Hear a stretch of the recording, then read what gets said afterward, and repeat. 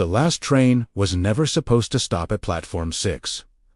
Everyone in the city knew that. Platform 6 existed, but it was sealed ropes, warning signs, and a rusted gate that hadn't been opened in years. Officially, it was under maintenance. Unofficially, railway workers avoided it like a grave. I didn't know any of this when I bought the ticket. It was close to midnight when I reached the station. The kind of late hour where sound travels too far and every footstep feels louder than it should. The station lights flickered lazily, half of them dead, the rest buzzing like tired insects. The departure board glittered. Most trains showed cancelled. One line blinked in dull amber. 12:47 a.m. LOCAL Platform 6. No destination, just local. I frowned and checked my ticket again. I was sure I had booked the last train home. Same time, same price. Same platform. A station employee stood near the stairs, an old man with a crooked cap and eyes that looked permanently exhausted. I walked up to him. "Excuse me," I said. "Is platform 6 open again?" His expression changed instantly. Not confusion. Fear. He leaned closer and whispered, "Son, where are you trying to go?" "Home," I said. "North side." He swallowed. "Trains don't go north from platform 6. Before I could ask what he meant, the loudspeaker crackled to life. "Attention passengers, the 12:47 local is now arriving at platform 6. Every conversation in the station died. People who had been waiting for other trains suddenly picked up their bags and left. Some avoided looking in my direction entirely. The old man stepped back. "Don't board it," he said quietly. "If it stops for you. That man Z's already noticed you." The lights dimmed. A wind rushed through the station, cold and stale, carrying the smell of iron and something older dust mixed with decay. Then I heard it. The train. Not approaching, breathing.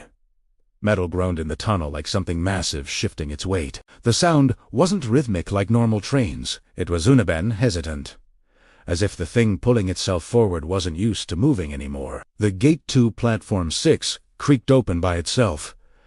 Against every instinct I had, I walked. Each step felt heavier than the last. My ears rang. The air thickened, pressing against my chest. Platform 6 looked wrong. The tiles were cracked and stained dark, like water had pooled there for decades. Old posters lined the walls, advertisements for events that never existed. Dates scratched out, faces blurred. The train slid into view. It was an older model, far older than anything still in service. The paint was peeling, the windows fogged from the inside, no lights on board. The doors opened with a sigh. Inside, the carriage was dimly lit by flickering bulbs. The seats were occupied, every single one. Men, women, children, all sitting perfectly still. No phones, no bags, no sound.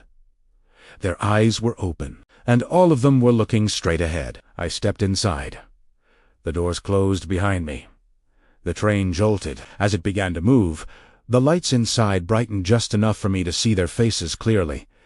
They weren't asleep. They weren't dead. They were waiting. A woman across from me slowly turned her head. Her mouth opened. No sound came out. Then, quietly, like a secret meant only for me, she mouthed 2 words. "Too late." The train accelerated. The tunnel outside didn't blur like it should have. Instead, the darkness stretched, deepened, becoming something vast and endless. The digital sign above the door flickered. No stationed names, just a sentence. "Next stop." Remembering my phone buzzed. No signal. No network. Yet a notification appeared. Unknown sender. "You boarded it willingly." That was when I noticed something horrifying. The passengers' reflections in the window weren't matching them. In the glass, the reflections were standing, watching me, smiling. The train screamed as it entered deeper darkness, and I realized this wasn't a train taking people somewhere. It was a train that collected them, The train didn't sway the way trains are supposed to. There was no familiar rhythm, no comforting clatter of wheels on tracks. Instead it felt like floating smooth. Wrong, as if the carriage wasn't touching rails at all. The woman who had mouthed "too late" turned back to face forward. No one else moved. I stood there, gripping the metal pole near the door, my palms slick with sweat. The air inside the carriage smelled old dust, rust, and something faintly sweet, like flowers left too long on a grave. "Hello," I said. My voice sounded smaller than it should have. No response. The passengers sat stiffly, hands folded on their laps. Their clothes were from different decades, some modern, some outdated, some so old I'd only seen similar styles in black and white photos. A child, near the window, blinked. Slowly. Deliberately. Then he looked straight at me. "Are you new?" he asked. I flinched at the sound. His voice was calm, almost bored. "Yes," I said. "Where is this train going?" The child frowned, as if I'd asked something strange. "It's already going," he replied. "That's what matters." The lights flickered. For a split second, the carriage looked different, cleaner, brighter, full of movement. People laughing, talking, a normal train. Then it snapped back. Everyone else noticed it too. A man near the door inhaled sharply. A woman began to tremble. Someone sobbed quietly, trying to hide the sound. "So you saw it," the child said to me. "That means you're not fully settled yet." "Settled? Primera repéate." He nodded toward the windows. Outside, the tunnel had changed. It wasn't dark anymore. Stations rushed past, but they weren't real stations. No names I recognized. No city maps. Just platforms stretching endlessly, lit by pale yellow lights. And on every platform, people standing still, watching the train pass. Their faces pressed too close to the edge, as if waiting for it to stop. The digital sign above the door changed again. "Next up?" A low murmur rippled through the carriage. Some passengers began shaking their heads. "No, no, no," a man whispered. "Not again." "What happens at the stops?" I asked. The child looked at me with something close to pity. "You remember," he said. Very clearly. The train slowed. My heart pounded. As it pulled into the station, the doors slid open. The platform looked familiar, painfully familiar. It was my old neighborhood station, the one I used years ago before moving away. Same cracked tiles, same graffiti on the far wall. Someone stepped onto the train, a young man. I recognized him instantly. My brother, but that was impossible. He died 3 years ago. The passengers averted their eyes. My brother looked exactly as he had the last time I saw him, tired, annoyed, alive. He sat down across from me. "Why didn't you answer your phone?" he asked. My throat closed. This wasn't a ghost. This was memory made solid. I didn't know," I stammered. He leaned forward. "You always say that." The doors slammed shut. The train lurched forward. My brother stared at me, his eyes darkening. "You never came," he said. "You said you'd be there!" I screamed. The sound echoed, distorted, bouncing unnaturally through the carriage.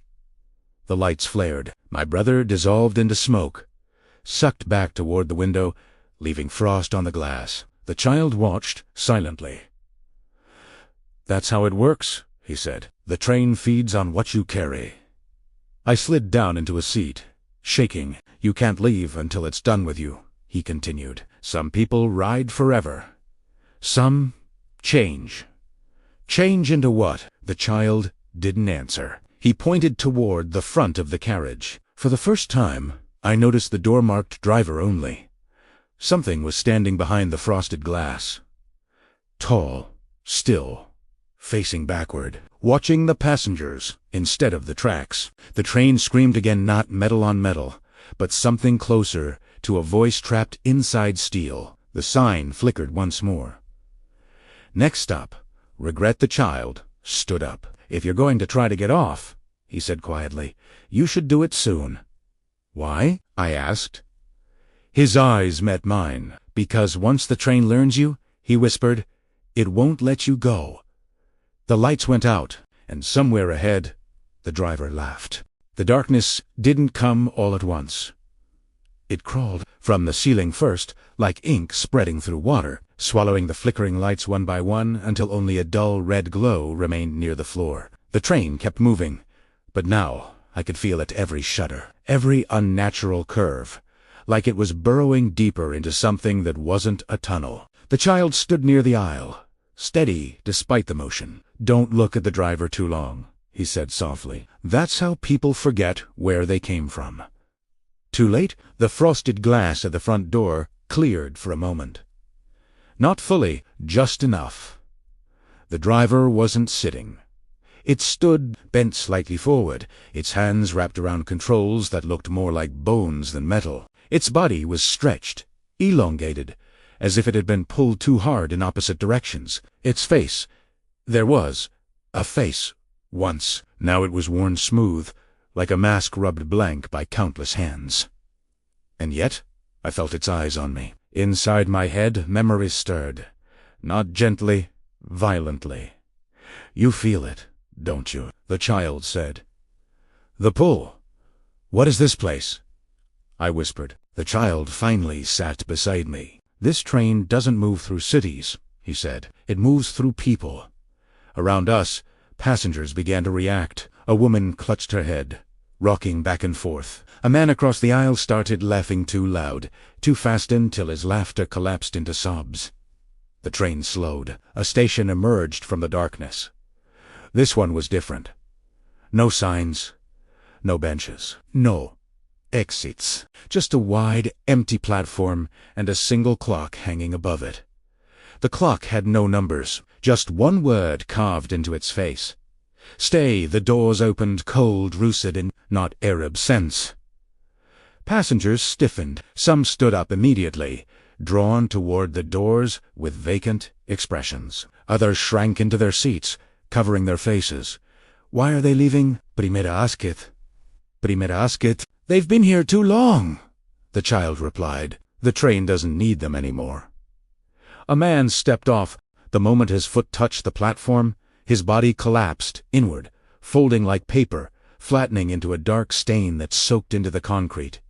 The doors closed. The stain was gone. So was the man. My chest tightened. "You said some people change," I whispered. The child nodded.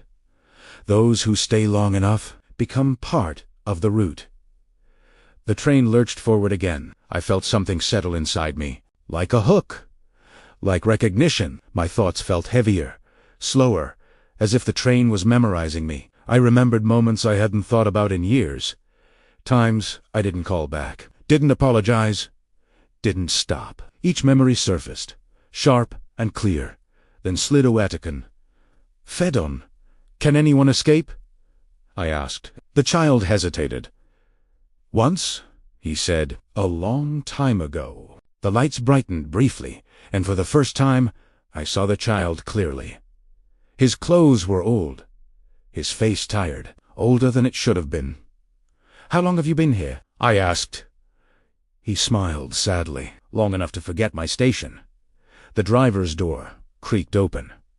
Every passenger froze. The thing behind the controls turned slightly, its blank face angled toward us. The pressure in my skull intensified. I could feel it, reading not my memories, but my weight, my usefulness. The sign above the door flickered violently. "Next stop. Acceptance no," the child whispered. "That's bad." The train accelerated. The walls of the carriage stretched, elongating, the windows showing not tunnels now, but scenes. Different lives, different mistakes. I saw myself on one of the screens standing on this very train. Eyes hollow, unmoving. A future, or a warning. The child grabbed my arm. "If you want off," he said urgently, "you can't fight it. You have to confuse it." "How?" I shouted. "Remember something it can't use," he said. "Something without guilt." I searched my mind desperately. Pain surfaced easily. Regret followed. Fear clung tightly. Then, a memory. Small, useless, pure. Sitting on the roof as a kid, watching trains pass, counting lights, believing everyone was going somewhere wonderful. The pressure loosened. The train screamed. The driver convulsed, jerking unnaturally. The sign glitched. Next stop, the doors rattled. The child smiled. "Run," he said. The train slowed, not fully. Enough. I sprinted toward the doors as they cracked open to reveal darkness and rushing air. I hesitated. "What about you?" I yelled. The child shook his head. "Someone has to warn the next one." I jumped. The world tore away. And then silence.